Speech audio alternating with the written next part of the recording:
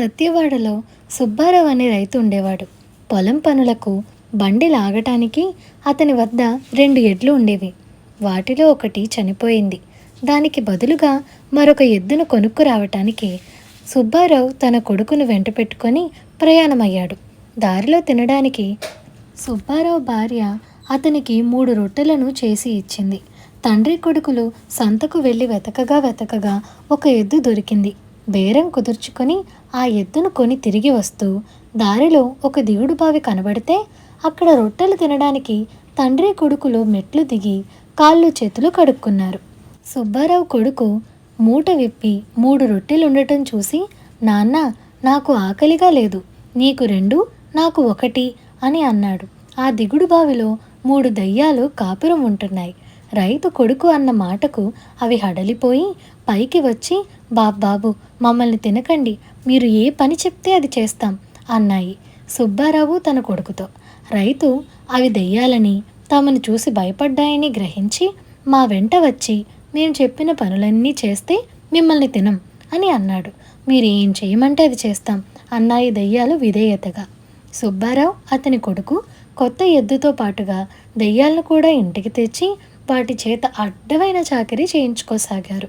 దయ్యాల సంగతి ఇలా ఉండగా వాటిని అప్పుడప్పుడు చూడవచ్చే దెయ్యాలు బావిలో అవి లేకపోవడం గమనించి విచారించగా ఎవరో 2 వ్యక్తులు వచ్చి వాటిని వెంట పెట్టుకు వెళ్ళినట్టుగా తెలిసిపోయింది.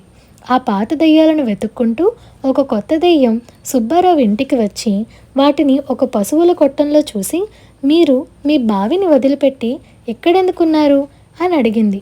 మా కష్టాలు ఏం చెప్పాం, 2 మనుషులు మేం ఉండే బావిలో దిగి మమ్మల్ని తింటామని భయపెట్టి మా చేత చాకరీ చేయించుకుంటున్నారు అని పాత దెయ్యాలు లబలబలాడాయి.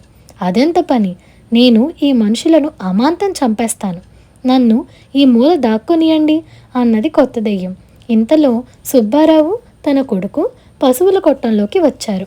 తండ్రి కొత్త ఎద్దును చూసి తన కొడుకుతో, ఒరే, ఈ కొత్త దానికి వాతం చేసింది, వాత పెట్టడానికి గరిటె కాల్చుంచాను, దాన్ని పట్టుకురా అన్నాడు. దాక్కుని ఉన్న దెయ్యం హడలిపోయి పరిగెత్తుకుంటూ వచ్చి సుబ్బారావు కాళ్ళ మీద పడి, బాబోయ్, నాకు వాతలు పెట్టకండి, నేను కూడా పాత దెయ్యాలు చేసే పనులన్నీ చేస్తాను, వాళ్ళు పొలం నుంచి పత్తి మాత్రమే తెస్తున్నారు, నేను దాన్ని ఏకి పెడతాను అన్నది.